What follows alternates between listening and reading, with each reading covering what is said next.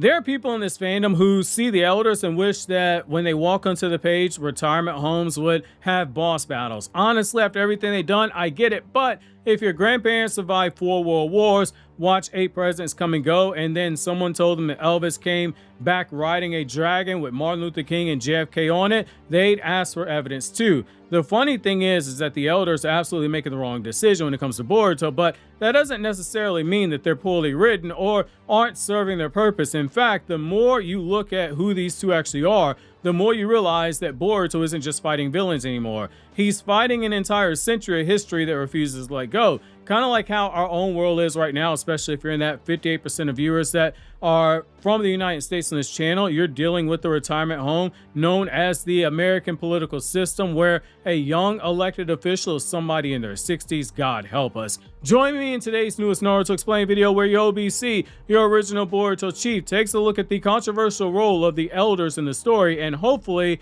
I make you walk away from this video with a different perspective. Also, if you're into Bleach, don't forget to check out my new video on Anime Explained, where every Bankai in Bleach is broken down. 1 hour of Bleach greatness if you're a fan of the series or curious about it. Lastly, with Boruto and Break this month, you guys will be getting videos on YouTube that are Patreon exclusive. In some cases, they've been Patreon exclusive going as far back as February.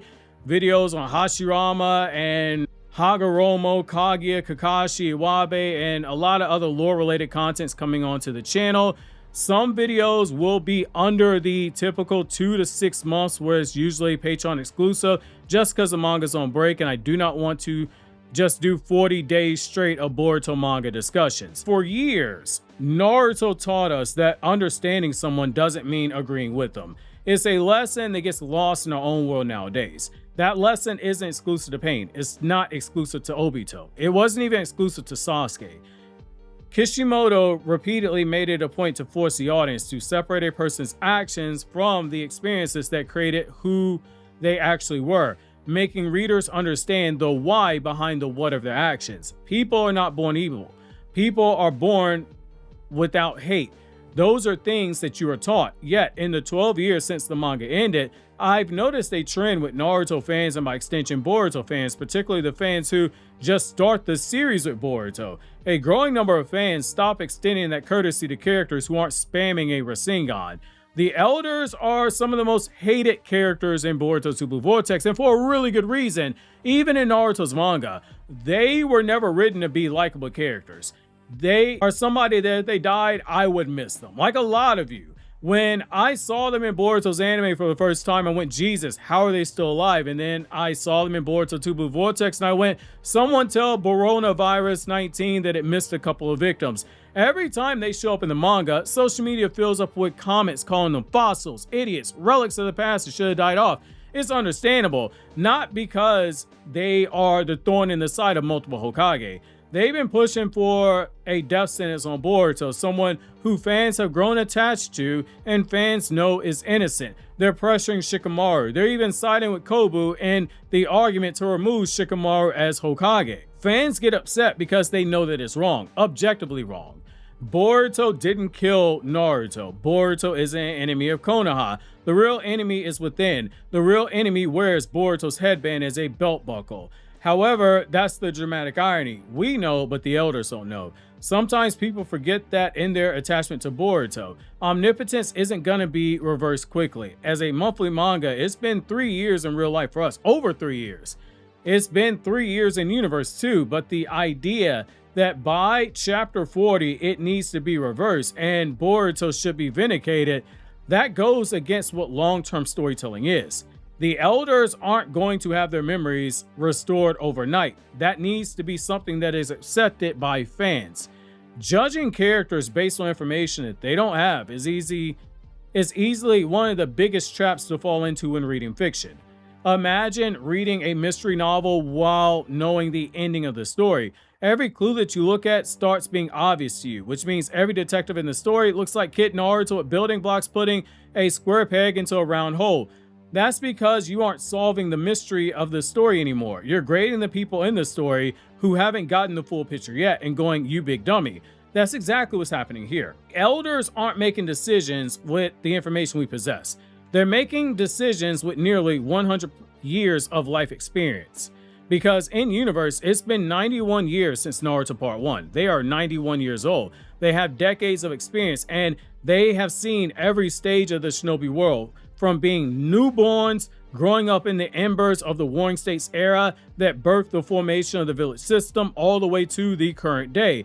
That's ironically why they're failing, because experience is a double-edged sword, especially when people are set in their ways. Using a real-life example, one of the politicians I worked for back in 2017 was very up there in age, as in past the age where people typically retire at, but he was considered a young politician. You retire at 65, by the way. He thought YouTube was just a place that people uploaded videos of their pets. He didn't know what TikTok was or how to use social media.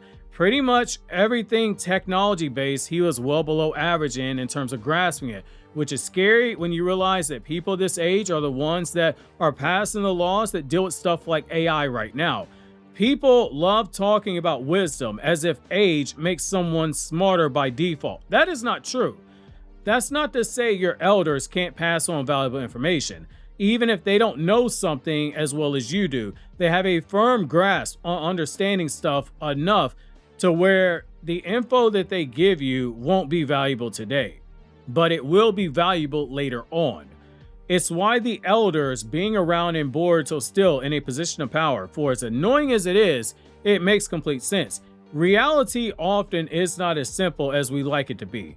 For as much as I'm a firm believer in age limits for politicians, I concede some of them, even though they're one Big Mac away from dying or they're liable to get dementia tomorrow, it's a sliding scale with some of them. The same is true for elders though. Experience makes people wiser in some situations, but at the same time, it creates patterns. We see that with the elders. Patterns in turn create habits. Habits create assumptions. Assumptions eventually end up framing your entire worldview, which becomes dangerous, especially with people old enough. Their demented thoughts could cause the end of the world, or in this case, a multinational crisis if they remove the Hokage and aggressively hunt down Boruto in the middle of this war against the Shinju. The older we get, the harder our biases are to let go of. The same with our preferences as well. With that in mind, think of who these two are actually. They are not random village council members. They aren't just civilians with political influence. These are people who go back to the founding of the village. They were children during that time. They didn't hear stories of the Warring States era. They grew up in the aftermath of it. People who raised them, likely their parents, were people who survived those battles. They were surrounded by people carrying the physical scars and emotional trauma from an era where children were routinely sent out to die before becoming adults. That's a big part of why Hashirama formed the village. That kind of upbringing shapes someone for life, especially since they themselves would wind up fighting in the First Great Ninja War, which ended up being so bloody that the first two generations of Kage from every village died in that war, with the only cause of death not being confirmed being Hashirama. Everyone else died in the battlefield in a confirmed way. When you go through something like that, you learn one lesson: stability. Stability isn't operational. It's a matter of survival. They watched Kage come and go, yet they themselves remained in a position with close ties to the feudal lord and other parties that would help keep the village able to function. They're a balance on the Hokage. If the Hokage is to be considered our president, then the elders are our Supreme Court and the Jonin Council are our Congress and our Senate. For people such as them, their wisdom, while misplaced at times, comes from a place of genuine concern for the village and a desire for its prosperity. They played a role in advising every Hokage since the third Hokage, and that says a lot. The second Ninja War, they advised the Hokage. The third Ninja War, they advised the Hokage. The rebuilding of the village after the Nine Tails attack, they advised the Hokage. The fourth Ninja War, they advised the Hokage. The Reconstruction period after the fourth Ninja War, they advised the Hokage. In a world that was always changing, they remained the constant. Naruto as a story often focuses on how individuals can change history through their actions. Case in point, how one blonde-haired 17-year-old kid was able to bring together multiple nations on the battlefield during the darkest point in history. The elders represent the opposite philosophy, and it's intentional, and that's why it's poetic that they're now opposing Naruto's son. Individuals come and go, institutions endure. The elders represent the latter, the institution. From their perspective, the village has survived nearly a century precisely because it didn't abandon its traditions every time emotions ran high. They make the cold decisions that aren't popular. Usually the Hokage listens. The only time on record that we have where someone outright refuses their counsels when Tsunade stood up for Naruto during the Nine Tails attack, and even then, look at what the elders did. They let Tsunade have her gamble, but when the village ended up destroyed, look how quickly they moved on to replace her as Hokage. They believe in the institution, not the person. Even if the person is someone they were never high on, like say Tsunade, they value stability before all else. For them, getting justice for the death of Naruto is more than avenging the Hokage. It's restoring stability of the village. Shikamaru told us in chapter 1, the villagers want Boruto dead. Killing Naruto isn't just killing Hokage, it's killing a symbol of hope. In fact, that's only half of it. Naruto isn't simply Naruto to these people, and he isn't simply just a symbol of hope. He's Minato Namikaze's son, the son of the fourth Hokage. Minato was somebody who many villages feared, and many in the village also viewed him as the future of the village, which is why his death shook the Shinobi world as hard as it did. Think about how much history is wrapped up in that one single family, Minato, Kushina, and their son Naruto. Minato and Kushina sacrificed himself for the village. Naruto spent his entire life protecting it. Despite for over half of his life, the village was hating him for things that he didn't deserve, things he had no control over. They blamed him for the death of his own father. If the elders genuinely believed that Boruto killed Naruto, then in their minds, he didn't just betray the current Hokage. They view it as Boruto extinguished the legacy of not just one Hokage, but two Hokage.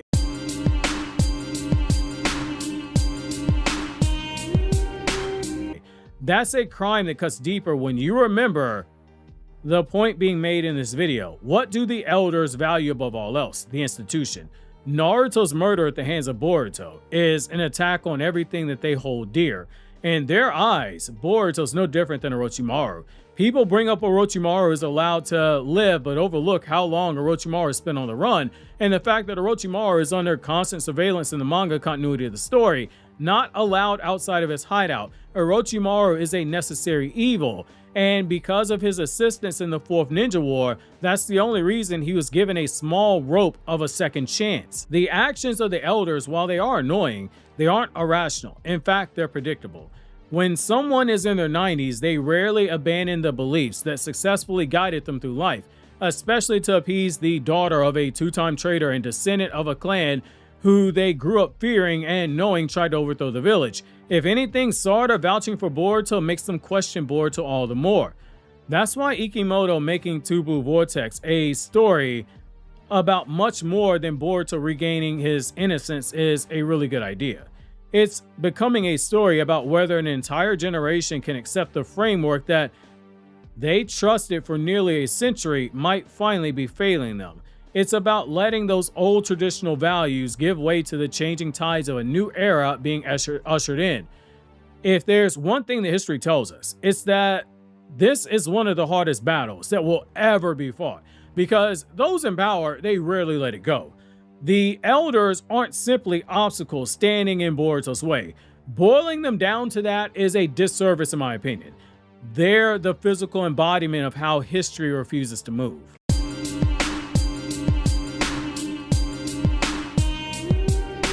There's a old saying that every generation thinks that the one behind them has lost its way.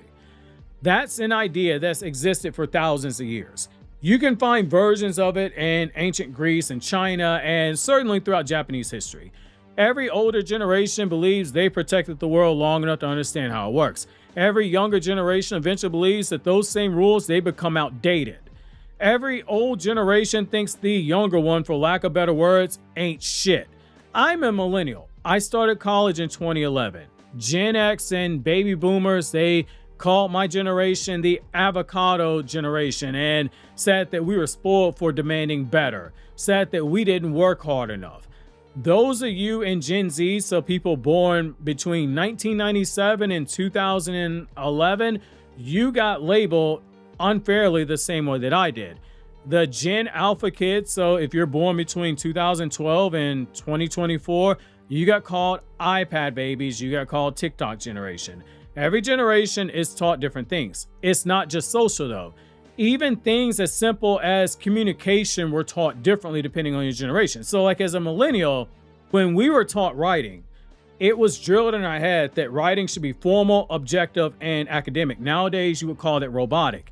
You were told, do not write how you speak, avoid first person when writing at all costs. Part of the reason why I like YouTube, you can use first person, avoid slang, avoid contradictions. So always use cannot instead of use can't, use large vocabulary. That was something rewarded. The use of similes was rewarded. Repetition, the rule of three. Long sentences were encouraged. Using phrases like throughout history, since the dawn of time. It's important to note that. Furthermore, moreover, in conclusion, those are drilled in your head to where it's just second nature. That's not something that gets put into your head if you're taught any form of writing from the mid-2010s onward. Active voice in writing was something that was encouraged. Removing unnecessary words was encouraged. Emphasis on the audience was awareness. There was less emphasis on sounding intelligent and more on sounding authentic. With Gen Alpha, I see it with some of my younger cousins that are being taught writing in school now. Teachers encourage them to write stuff the way that they would explain it to a friend. That's literally how one teacher described it. Write it to me how you would talk to a friend. That's normal to them, but that's the exact opposite of how I was taught to write. The latter two generations were taught to write closer to how you speak in real life versus we were taught that form of writing was considered bad writing and a weakness. To bring it back to the elders though, their worldview is still set in the days of the third Hokage. There's no gray area. You're either guilty of treason or you're innocent. Withholding information the way that Boruto did in his interrogation only makes him look more suspicious.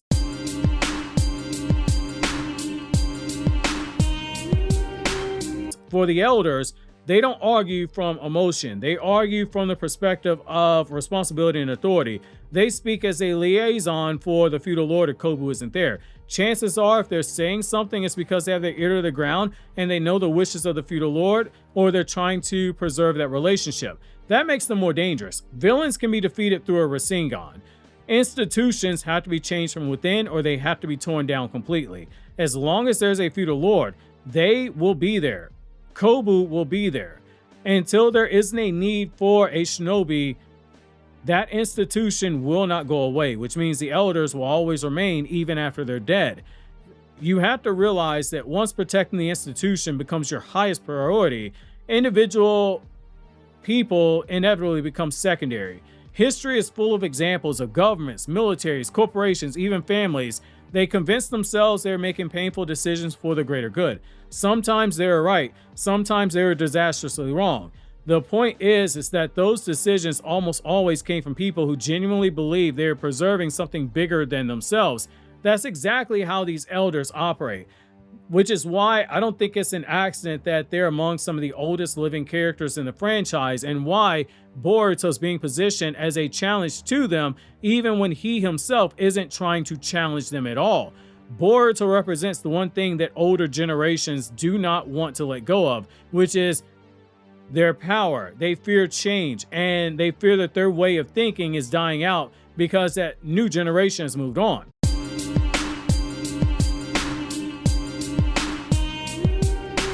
Boruto isn't fighting people who hate him. He's fighting people whose entire worldview prevents them from accepting what he's saying. And that's a completely different type of conflict, and it's a commentary that reflects parts of Japan and the changes that it's had historically, though I want to be careful so as to not push too far into breaking that down, so just bear with me here. Japan has had decades balancing a respect for tradition with pressure to adapt to a rapidly changing world. Older generations often place tremendous value on stability, hierarchy, seniority, and preserving institutions, clan honor, and things of that nature. Younger generations have generally become more willing to question long-standing norms and ask whether or not those institutions still deserve that same level of trust. That tension shows up everywhere in Japanese storytelling because it's a very real conversation in a society. Again, that Christmas cake trope, that is something that gets pushed back on. That belief that in Japan, if a woman's over 25, she is like a Christmas cake, it's no good after December 25th. You have younger people pushing back against that notion. If you pay close enough attention to the themes of some of your favorite battles shonen that have come out in the late 2010s and the early 2020s, you see it being touched on. A series like Jujutsu Kaisen, Gojo's beef with the Jujutsu elders is a reflection of that. Boruto has had a story that's always been about inheritance, not just inheriting power, inheriting ideas. The elders inherited Hashirama's generation. Boruto inherited Naruto's. Naruto was somebody willing to stand against the institution that said his friend Sasuke needed to die. Boruto's doing the same thing, but in a different way, and this time in a more direct opposition to the very core of the problem. Naruto stood up to the past Kage like the Raikage, and Boruto's now standing up against the feudal lords and the elders. Naruto tried to take the wheel and stop it from spinning. Boruto's being positioned to take a look at the entire fleet of ships and the operating system and decide how much damage does he want to do in his quest to bring the Uzumaki family back together, even without realizing it, because once Boruto does reverse omnipotence and the elders realize that they almost killed the Hokage's son, serious questions about the way the shinobi system operates are going to be had. This story is showing you what happens when generations collide during an era of change. One earned those convictions through nearly a century of survival. The other inherited a world transformed by Naruto Uzumaki's compassion. And maybe that's the biggest tragedy of them all. The elders aren't standing in Boruto's way out of hate. They're standing in his way because they're trying to protect the village the only way they've ever known how to. Unfortunately for them, the world has changed and they haven't. And that's why Boruto's hardest battle was never going to be proving he was strong enough to save Konoha from Jura. It was proving that even a century of experience can still be wrong, because sometimes history isn't defeated by force. Sometimes history simply gets outlived. Obviously, if you enjoyed this video, consider subscribing. Clicking on the left, check out this Naruto Explained video, or clicking on the right to check out this Bleach video that I was talking to you guys about earlier.